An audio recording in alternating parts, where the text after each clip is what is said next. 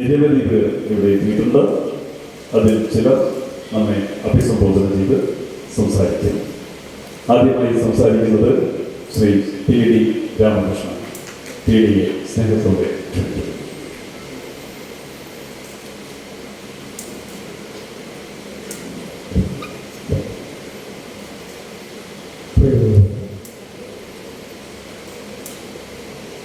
വളരെ സന്തോഷമായി പങ്കെടുക്കാൻ നിലമ്പൂരിൽ വരാനായിട്ട് കഴിയുന്നത്.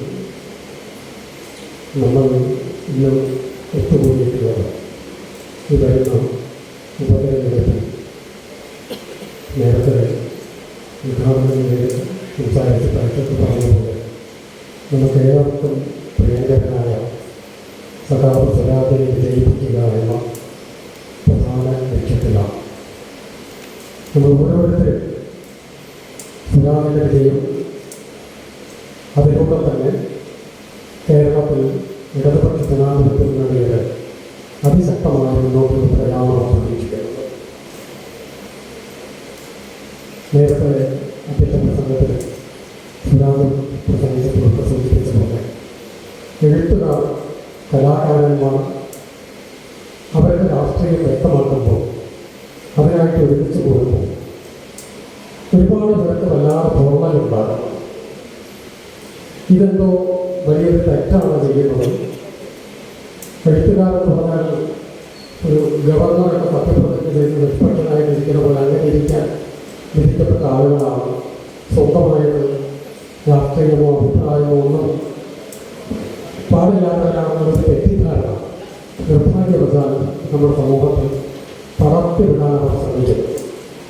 എന്നാൽ ഇന്ന് നമ്മളിവിടെ ഒത്തുചേരുമ്പോൾ വ്യക്തമാകുന്നൊരു കാര്യം, ഇവിടെ വേദിയിലും സദസ്യങ്ങളുള്ള ഓരോരുത്തരും നമ്മുടെ കൃത്യമായിട്ടുള്ള രാഷ്ട്രീയം പറയാൻ തന്നെയാണ് വന്നിരിക്കുന്നത്.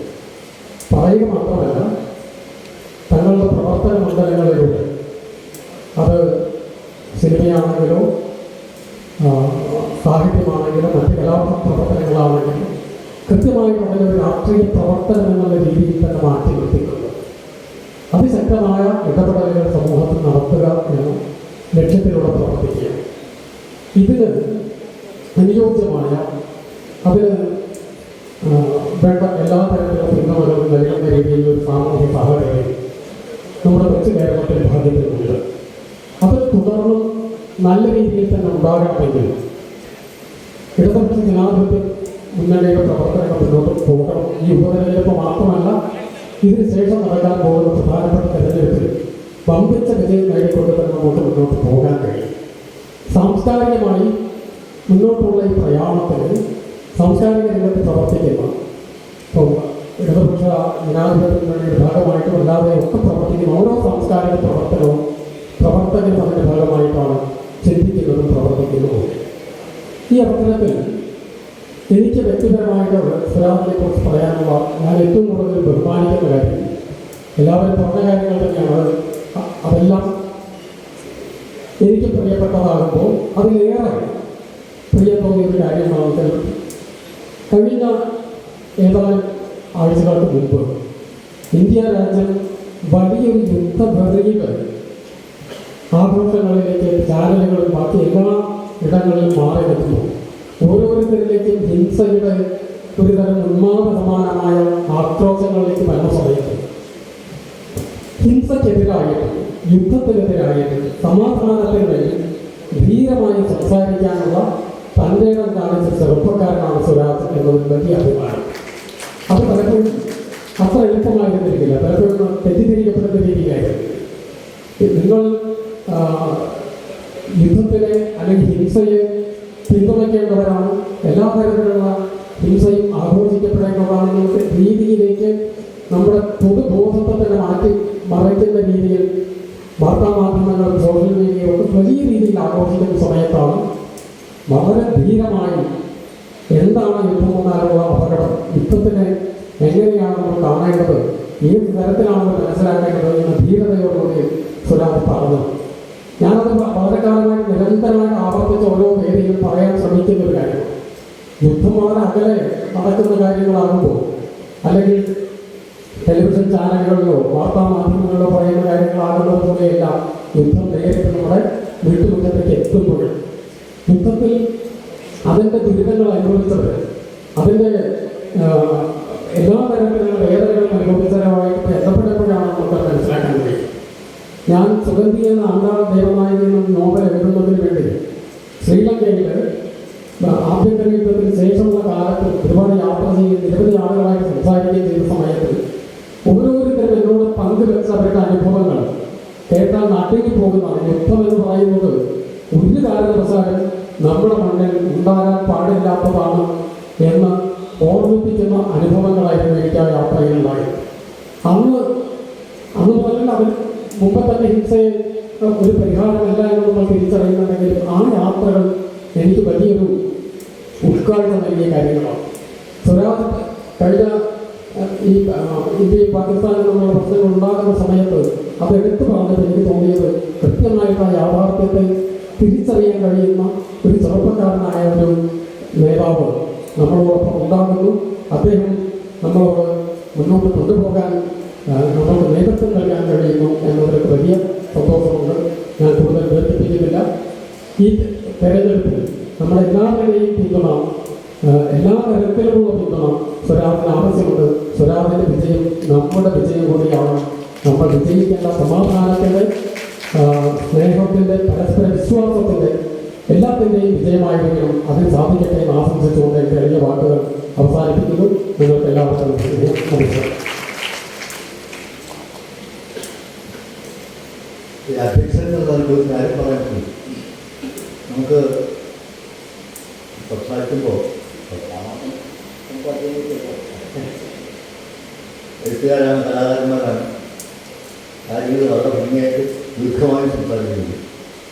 അത് ഒഴിവാക്കി സമയം ചുരുക്കി കലാകാരന്മാരെ കഴിഞ്ഞാൽ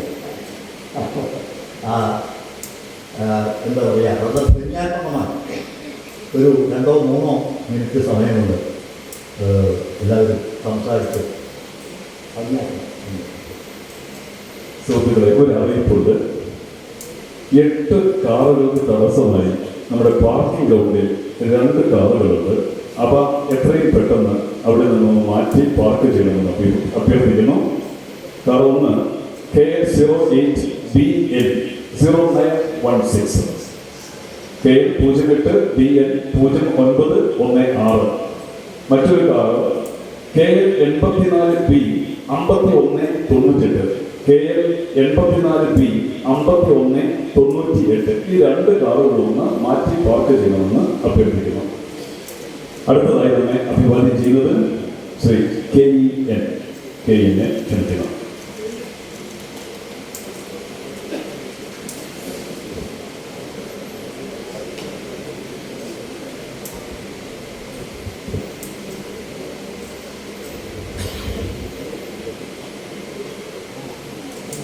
പ്രിയപ്പെട്ട അധ്യക്ഷൻ,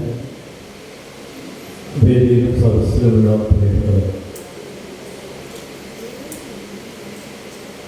ഈ സാംസ്കാരിക ഒത്തുചേരലിൻ്റെ സന്ദേശം എന്താണ്, ഉള്ളടക്കം എന്താണ് എന്ന് വിശദമായി പരത്തി പറയേണ്ട ഒരു കാര്യവുമില്ല. ഇവിടെ ഇരിക്കുന്ന എല്ലാവർക്കും അത് സ്വയംബോധ്യത്തിൻ്റെ ഭാഗമാണ്. ആ സ്വയംബോധ്യത്തെ ഒരു വലിയ ശക്തിയാക്കി രൂപാന്തരപ്പെടുത്താനുള്ള പ്രവർത്തനത്തിന് ആവശ്യമായ ഊർജ്ജം ഉൽപ്പാദിപ്പിക്കുക എന്നുള്ളതാണ് ഏറ്റവും പ്രധാനം. ഒരുപക്ഷെ നമുക്ക് മനസ്സിലാക്കാൻ കഴിയുന്ന ഒരു കാര്യം, ഏത് തെരഞ്ഞെടുപ്പിനെ സംബന്ധിച്ചിടത്തോളവും വോട്ടെടുപ്പിന് മുമ്പുള്ള ഒരു വിജയവും വോട്ടെടുപ്പിന് ശേഷമുള്ള മറ്റൊരു വിജയവുമുണ്ട്. അതിൽ വോട്ടെടുപ്പിന് മുമ്പുള്ള ആശയപരമായ വിജയത്തിൽ സഖാവ് സ്വരാജ് വിജയിച്ചു കഴിഞ്ഞു എന്ന് ആത്മാഭിമാനത്തോടെ ആരുടെയും പ്രത്യേക പിന്തുണയോ അകമ്പടിയോ ഇല്ലാതെ ഏത് സാംസ്കാരിക പ്രവർത്തകർക്കും പറയാൻ കഴിയും. ആ ആശയപരമായ വിജയം വളരെ പ്രധാനമാണ്. എന്തുകൊണ്ടെന്നാൽ ആശയപരമായ ഒരടിത്തറയുണ്ടെങ്കിൽ എത്ര വീഴ്ചകൾ സംഭവിച്ചാലും വീണ്ടും വീണ്ടും എഴുന്നേറ്റ് വരാൻ ആ ആശയങ്ങളുടെ ലോകം തുണയായി, താങ്ങായി, കാവലായി, കരുത്തായി നമുക്കൊപ്പം ഉണ്ടാകും. എന്നാൽ ആശയങ്ങൾ സമ്പൂർണ്ണമായി പരാജയപ്പെട്ടാൽ ഒരുപക്ഷെ വീണെടുത്ത് എഴുന്നേൽക്കാനാവാതെ ജനാധിപത്യ മതനിരപേക്ഷ കാഴ്ചപ്പാട് അന്ത്യശ്വാസം വഹിക്കും. അതുകൊണ്ട് ഒന്നാം ഘട്ടം, ഏത് തെരഞ്ഞെടുപ്പിൻ്റെയും ഒന്നാം ഘട്ടം, പ്രത്യേകിച്ചും ജനാധിപത്യ മതനിരപേക്ഷ കാഴ്ചപ്പാട് പുലർത്തുന്നവരെ സംബന്ധിച്ചിടത്തോളം വ്യക്തമായി നമുക്കറിയാം, തെരഞ്ഞെടുപ്പ് എന്ന് പറയുന്നത് വെറും വോട്ടെടുപ്പല്ല. വോട്ടെടുപ്പ് തെരഞ്ഞെടുപ്പിന്റെ ന്യൂക്ലിയസ് ആണ്. അതേസമയം ആ ന്യൂക്ലിയസിന് ശൂന്യതയിൽ നിൽക്കാൻ പറ്റില്ല. അതിന് ജനങ്ങളുടെ നെഞ്ചിടിപ്പിന്റെ, ചങ്കിടിപ്പിന്റെ, മോഹങ്ങളുടെ, അഭിലാഷങ്ങളുടെ, അമർഷത്തിന്റെ, പ്രതിഷേധത്തിന്റെ ഒക്കെ ഒരു മഹാസ്രോതസ്സിൽ നിന്ന് നമ്മുടെ ജീവിതത്തെ ഒരിഞ്ചെങ്കിലും മുന്നോട്ട് കൊണ്ടുപോകാൻ കഴിയുമെങ്കിൽ അതിന് സഹായകമായ ഒരു വാക്ക്, ഒരു വര, ഒരു വർണ്ണം, ഒരു ചുവടുവെപ്പ്, അതാണ് സാംസ്കാരികമായ ഇടപെടൽ എന്നുള്ളതിൻ്റെ ഒരർത്ഥം. അങ്ങനെയാണെങ്കിൽ ഞാൻ ആവർത്തിക്കുന്നു, ഈ തെരഞ്ഞെടുപ്പിൻ്റെ, നിലമ്പൂരിലെ തെരഞ്ഞെടുപ്പിൻ്റെ ഒന്നാം ഘട്ടത്തിൽ ആശയങ്ങളുടെ മണ്ഡലത്തിൽ മതനിരപേക്ഷത എന്ന ആശയം മലയാളത്തിലെ ഏറ്റവും മധുരവും മനോജ്ഞവും മാസ്മരികവുമായ വാക്കുകളിൽ ഒന്നാണ്. ആ വാക്കുകൾക്ക് നേതൃത്വം നൽകുന്ന വാക്കാണ് നിവർന്നു നിൽക്കുന്ന ആ വാക്ക്. നിറപ്പകിട്ടോടുകൂടി ഒരു ചിത്രശലഭം കണക്കെ നിലമ്പൂരിൽ പറന്നു കഴിഞ്ഞിരിക്കുന്നു.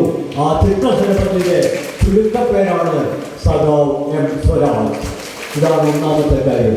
രണ്ട്, നിലമ്പൂരിൽ നിന്ന് സംസാരിക്കുമ്പോൾ നമുക്കറിയാം, ഇവിടുത്തെ ഏറ്റവും അടിത്തട്ടിലെ മനുഷ്യരുടെ ജീവിതത്തിന് വേണ്ടി, അവരുടെ ആത്മാഭിമാനത്തെ ആകാശത്തോളം ഉയർത്തിപ്പിടിക്കാൻ വേണ്ടി പോരാട്ടത്തിന്റെ സമരഭൂമിയിൽ പ്രാണൻ പകുത്തു കൊടുത്ത, തൻ്റെ വിയർപ്പിന്റെ ഉപ്പ് കൊണ്ടും തൻ്റെ ചോരയുടെ ചുവപ്പ് കൊണ്ടും ഈ ഏറനാടൻ മണ്ണിനെ ബീജവത്താക്കിയ, ചൈതന്യവത്താക്കിയ സഖാവ് കുഞ്ഞാലിയുടെ പിന്മുറക്കാരനാണ്, ഒറ്റനിയനാണ്, സഖാവാണ്.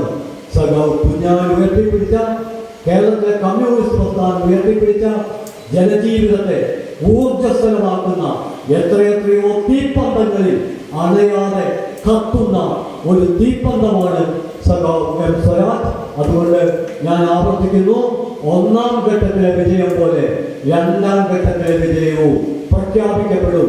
ആ കാര്യത്തിൽ ഒരു സാംസ്കാരിക പ്രവർത്തകൻ എന്ന നിലയിൽ എനിക്ക് യാതൊരുവിധ സന്ദേഹവുമില്ല എന്ന് മാത്രം ഇവിടെ സൂചിപ്പിച്ചുകൊണ്ട്, ഒരുപാട് കാര്യങ്ങൾ ഇവിടെ നിരവധി സുഹൃത്തുക്കൾ സംസാരിക്കാനുള്ളത് കൊണ്ട് അധ്യക്ഷൻ നൽകിയ നിർദ്ദേശം 3 മിനിറ്റാണ്.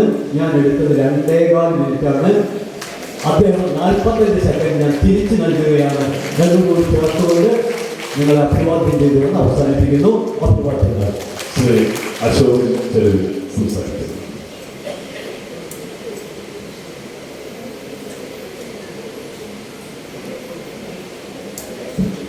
അധ്യക്ഷൻ വേദിയിരിക്കുന്ന നിലമ്പൂരേശ്വരത്തിലുള്ള കേരളത്തിൻ്റെ അഭിമാനങ്ങളായിട്ടുള്ള സാംസ്കാരിക പ്രതിഭകളെ, സദസ്സിലെ സഹോദരീസഹോദരന്മാർ, വളരെ സന്തോഷത്തോടുകൂടിയാണ് നമ്മളെല്ലാവരും ഇവിടെ ഒത്തുചേർന്നിട്ടുള്ളത്.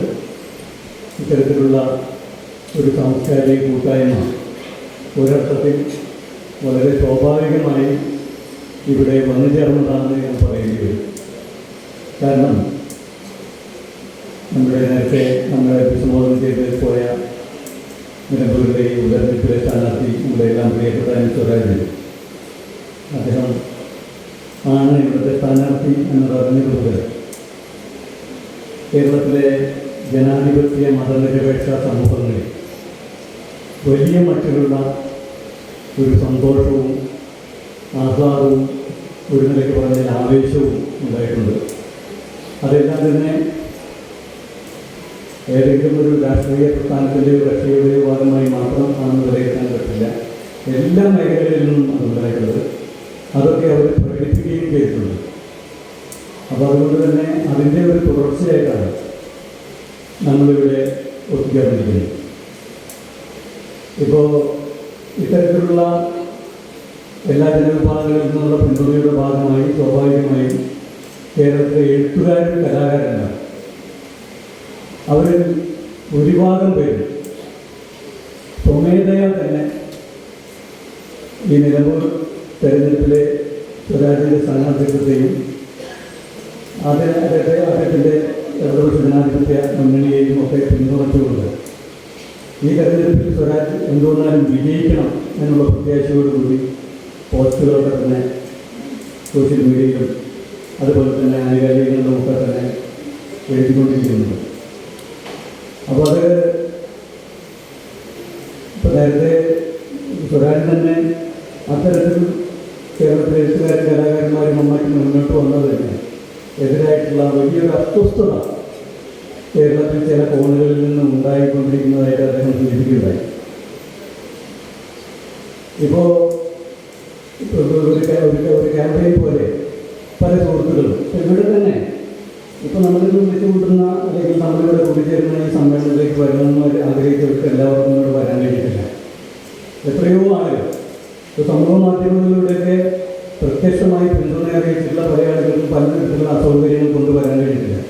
അപ്പോൾ ഇങ്ങനെ ടി പത്മനാഭൻ, എം മുകുന്ദൻ തുടങ്ങി തന്നെ സാഹിത്യത്തിൻ്റെയും അതുപോലെ തന്നെ സിനിമയുടെയും ഒക്കെ മേഖലയിലുള്ള പല ആളുകൾക്കും പലവിധ വ്യക്തിപരമായ പ്രശ്നങ്ങൾ, ആരോഗ്യത്തിൻ്റെ പ്രശ്നങ്ങൾ, പിന്നെ സാഹിത്യ സാംസ്കാരിക മേഖലയിൽ ഒരു വലിയ വിഭാഗം ആളുകളും സർക്കാർ ഉദ്യോഗവുമായി ബന്ധപ്പെട്ട് പ്രവർത്തിക്കുന്നവരാണ്. അത് സ്വാഭാവികമായിട്ട് ഒരു ഇലക്ഷൻ പ്രക്രിയയിൽ പ്രത്യക്ഷമായിട്ട് വരാൻ കഴിയാത്ത നിരവധികളുണ്ട്. അങ്ങനെയൊക്കെ തന്നെ പലരും അങ്ങനെയുണ്ട്. പക്ഷേ ഇത്തരത്തിലുള്ള അനുഭാവങ്ങളൊന്നും തന്നെ ആരെങ്കിലും അവരെ പ്രേരിപ്പിച്ച് നിർമ്മിച്ചെടുത്തതല്ല എന്നുള്ളത് വാസ്തവമാണ്. ഉദാഹരണത്തിന് എൻ്റെ വോട്ട് നിലമ്പൂരിലാണെങ്കിൽ ഞാൻ സ്വരാജിനാണ് വോട്ട് ചെയ്യുക എന്ന് പല ആളുകളും അവരുടെ പടം സഹിതം സമൂഹ മാധ്യമങ്ങളിൽ പ്രചരിപ്പിച്ചിരിക്കുന്ന പല പ്രമുഖരായിട്ടുള്ള എഴുത്തുകാരും കലാകാരന്മാരും ചെയ്തിട്ടുണ്ട്. ആ ഒരു പ്രവർത്തനം തുടങ്ങിയത് നമ്മുടെ മലയാളത്തിലെ ഏറ്റവും പ്രശസ്തനായിട്ടുള്ള കവിയായ, ഒരുപക്ഷെ ഇന്ത്യയിലെ തന്നെ ഏറ്റവും പ്രശസ്തനായ കവിയായിട്ടുള്ള നമ്മുടെ സച്ചിദാനന്ദ മാഷാണ്. അദ്ദേഹമാണ് ആ പോസ്റ്റ് ആദ്യമായിട്ട് ഇട്ടത്. അദ്ദേഹം പറഞ്ഞു, നിലമ്പൂരിൽ മത്സരിക്കുന്ന 2 സ്ഥാനാർത്ഥികളെയും വ്യക്തിപരമായിട്ട് എനിക്കറിയാം, 2 പേരും സുഹൃത്തുക്കളാണ്. പക്ഷേ ഈ തെരഞ്ഞെടുപ്പിൽ എനിക്ക് നിലമ്പൂരിലാണ് വോട്ടെങ്കിൽ ഞാൻ തീർച്ചയായിട്ടും സ്വരാജിനായിട്ട് വോട്ട് ചെയ്യുക എന്നാണ് അദ്ദേഹമാണ് പറഞ്ഞത്. അതിനെ തുടർന്നാണ് പല ആളുകളും ആ ഒരു അഭിപ്രായത്തിന് അടിവരയിട്ടുകൊണ്ട് മുന്നോട്ട് വന്നത്. പക്ഷേ വലിയ മട്ടിലുള്ള ഒരു എതിർപ്പ് അല്ലെങ്കിൽ ഒരു അസ്വസ്ഥത പല കൊണ്ടുകളിൽ നിന്നും ഞാൻ നേരത്തെ പറഞ്ഞ പോലെ ഉണ്ടായി. അതിപ്പോൾ ഇവിടെ ഒരു തെരഞ്ഞെടുപ്പ് മത്സരമാണ്. അപ്പോൾ UDF-ൻ്റെയോ അല്ലെങ്കിൽ കോൺഗ്രസിൻ്റെയോ ഒക്കെ ഭാഗത്തു നിന്ന് അത്തരത്തിലുള്ള അസ്വസ്ഥത ഉണ്ടാകുന്നതിന് നമുക്ക് അത്ഭുതത്തിന് അവകാശമില്ല. മാത്രമല്ല, ഒരുപക്ഷെ UDF-നേക്കാളും കോൺഗ്രസിനേക്കാളും ഒക്കെ അസ്വസ്ഥത ലഭിച്ചുകൊണ്ടിരിക്കുന്നത് നമ്മുടെ സമൂഹത്തിൽ വളരെ ശക്തമായി പ്രത്യേകിച്ച് സാംസ്കാരിക രംഗത്ത് ഇടപെട്ടുകൊണ്ടിരിക്കുന്ന മഴവിൽ ശക്തി, RSS, ജമാഅത്ത് ഇസ്ലാമി, പഴയ നക്സലൈറ്റുകൾ, SDUP, അതുപോലെ തന്നെ SUCI, അങ്ങനെയുള്ള കുറേ ആളുകൾ ഒന്നിച്ചിട്ടുള്ള ഒരു ശക്തിയുണ്ട്. പല സ്ഥലങ്ങളിലും നമ്മൾ അവരെ കഴിഞ്ഞ 19 കൊല്ലങ്ങൾക്കിടയ്ക്ക് കണ്ടിട്ടുണ്ട്. ഞാൻ എൻ്റെ വിശദാംശങ്ങളിലേക്ക് പോകുന്നില്ല. അവരുടെ അസ്വസ്ഥത അത് നമുക്ക് മനസ്സിലാക്കാവുന്നതാണ്. പക്ഷേ വളരെ ശുദ്ധകലാവാദം അല്ലെങ്കിൽ നിഷ്പക്ഷത മുന്നോട്ട് വയ്ക്കുന്നു എന്നുള്ള പേര് തങ്ങൾ വളരെ നിഷ്പക്ഷരാണ് എന്നുള്ള നാട്ടിൽ ചില സുഹൃത്തുക്കൾ ഒരു തെരഞ്ഞെടുപ്പ് പ്രക്രിയയിൽ കലാകാരന്മാരും എഴുത്തുകാരും, നമ്മുടെ കേരളത്തിൻ്റെ പ്രിയപ്പെട്ടവരായിട്ടുള്ള കലാകാരന്മാരും ആദരണീയരായിട്ടുള്ള എഴുത്തുകാരും ഇതുപോലെ പ്രത്യക്ഷമായി ഒരു കക്ഷിക്ക് വേണ്ടി, ഒരു സ്ഥാനാർത്ഥിക്ക് വേണ്ടി വോട്ടഭ്യർത്ഥിക്കുന്നത് അങ്ങേയറ്റം തെറ്റാണ്. അത് കലാ സമീപനങ്ങൾക്ക് വിരുദ്ധമാണ് എന്ന മറ്റുള്ള പ്രതികരണങ്ങൾ നടത്തിക്കൊണ്ടിരിക്കുന്നത് അങ്ങേയറ്റം പരിതാപകരമാണ് എന്ന് പറയാതിരിക്കുന്നതുമില്ല. നമുക്കറിയാമല്ലോ, നമ്മുടെ രാഷ്ട്രീയ പ്രക്രിയയിൽ നിരവധി ആളുകൾ നമ്മുടെ തെരഞ്ഞെടുപ്പ് പോലുള്ള പ്രവർത്തനങ്ങളിലടക്കം തെരഞ്ഞെടുപ്പും അതുപോലെ തന്നെ ജനാധിപത്യ പ്രക്രിയയുടെ മറ്റൊരു ഭാഗമായ പ്രക്ഷോഭവും തെരഞ്ഞെടുപ്പിൻ്റെ ഭാഗമാണ്, ജനാധിപത്യത്തിൻ്റെ ഭാഗമാണ്. ഇത് രണ്ടിലും പല കാലഘട്ടങ്ങളിലും ലോകത്തിൻ്റെ പല സ്ഥലങ്ങളിലും എഴുത്തുകാരും കലാകാരന്മാരും പങ്കെടുത്തിട്ടുണ്ട്. അവർ പങ്കെടുക്കാതിരിക്കാൻ നിർവാഹമില്ല, അവരുടെ ഉത്തരവാദിത്തമാണ്. കാരണം സമൂഹത്തെ സൂക്ഷ്മമായി വിലയിരുത്തുകയും പഠിക്കുകയും പരിശോധിക്കുകയും ചെയ്യുന്ന വിഭാഗങ്ങളുള്ളതിൽ അവരുടെ ഒരു ആവശ്യമാണ്, അവരുടെ ഉത്തരവാദിത്തമാണ്. ആ ഉത്തരവാദിത്തത്തിൻ്റെ ഭാഗമായി ഇപ്പോൾ കേരളത്തിൽ തന്നെ നമുക്കറിയാമല്ലോ, നമ്മുടെ പ്രിയപ്പെട്ട സുകുമാർ ഇപ്പോൾ എസ്.കെ. പൊറ്റക്കാരും മൊയ്തീനെക്കുറിച്ചും മാധവൻകുട്ടിയും ഒക്കെ തന്നെ പല ഘട്ടങ്ങളിലായിട്ട് രാഷ്ട്രീയ കക്ഷികളുടെ പിന്തുണയോടുകൂടി തെരഞ്ഞെടുപ്പ് മത്സരങ്ങളിൽ മത്സരിച്ചിട്ടുണ്ട്. ഇപ്പോൾ കേരളത്തിൽ നിന്ന് തന്നെ വളരെയേറെ ആദരിക്കപ്പെടുന്ന എഴുത്തുകാരനായിട്ടുള്ള ശശി തരൂർ നിരന്തരമായി മത്സരിക്കുന്നു, വിജയിക്കുന്നു. അദ്ദേഹം നമ്മുടെ എം പിയാണ്, തിരുവനന്തപുരത്തുള്ള എം പിയാണ്. ലോകത്തിൽ തന്നെ പല സ്ഥലങ്ങളിലും അത്തരത്തിലുള്ള അനുഭവങ്ങൾ എഴുത്തുകാരുടെ ഭാഗത്തുനിന്നുണ്ടായിട്ടുണ്ട്. ഞാൻ കഴിഞ്ഞ ദിവസം ഫേസ്ബുക്കിൽ എഴുതിയതാണ്, നമ്മുടെ മാർക്കേഴ്സ് ലോക പ്രശസ്തനായിട്ടുള്ള ഈ നൂറ്റാണ്ട് കാണാൻ കഴിഞ്ഞിട്ടുള്ള ഏറ്റവും വലിയ എഴുത്തുകാരൻ ആയിട്ടുള്ള മാർക്കേഴ്സ് ക്യൂബയിലെ ഭരണാധികാരിയായിരുന്ന നമ്മുടെ ഫിഡൽ കാസ്ട്രോവിൻ്റെ അടുത്ത സുഹൃത്തും സഖാവുമാണ്. ഫിഡൽ കാസ്ട്രോ എന്ന് പറയുമ്പോൾ ക്യൂബയിലെ ഭരണാധികാരി എന്ന് പറയുമ്പോൾ കേരളത്തിലെ ഒരു സംസ്ഥാന ഗവൺമെൻറ്റിൻ്റെ പരിമിതമായ അധികാരാവകാശമുള്ള ആളൊന്നുമല്ല, മറിച്ച് ക്യൂബയിൽ ആളല്ല എന്ന് മാത്രമല്ല അദ്ദേഹം ക്യൂബയിലെ ഭരണാധികാരിയുമാണ്. അത്രമാത്രം വിശാലമായ അധികാരമാണ്. പക്ഷേ അന്നത്തെ ലോക സാഹചര്യത്തിൽ, ഇന്നത്തെയും ലോക സാഹചര്യത്തിൽ അമേരിക്ക അടക്കമുള്ള ഒരു ഭീകരമായ വലതുപക്ഷ വൻശക്തി നടത്തിക്കൊണ്ടിരിക്കുന്ന ആക്രമണങ്ങൾക്കെതിരായി പോരാടുന്ന ഒരു ബദൽ സമീപനത്തിൻ്റെ ഒരു വക്താവും അതിന് നേതൃത്വവുമാണ് ഫിഡൽ കാസ്ട്രോ എന്ന് തിരിച്ചറിഞ്ഞുകൊണ്ടാണ് മാർക്കേസിനെ പോലുള്ള നിരവധി എഴുത്തുകാരെ കലാകാരന്മാരെ അദ്ദേഹം നിന്നത്.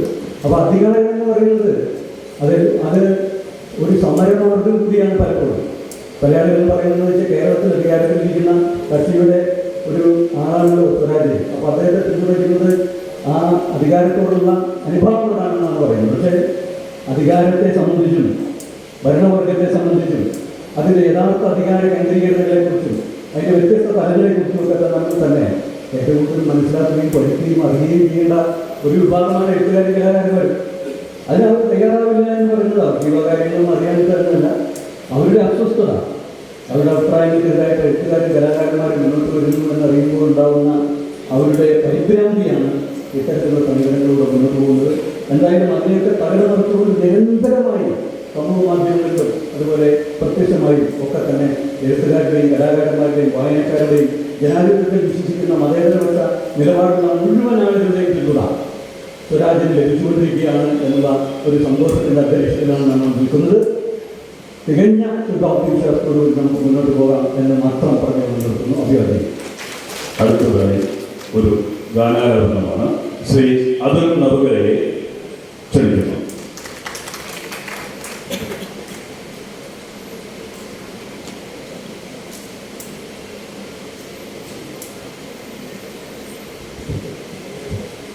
ഏറെ ബഹുമാനപ്പെട്ട വേദിയിരിക്കുന്ന കേരളത്തിൻ്റെ സാംസ്കാരിക മേഖലയിൽ ഇടപെടുന്ന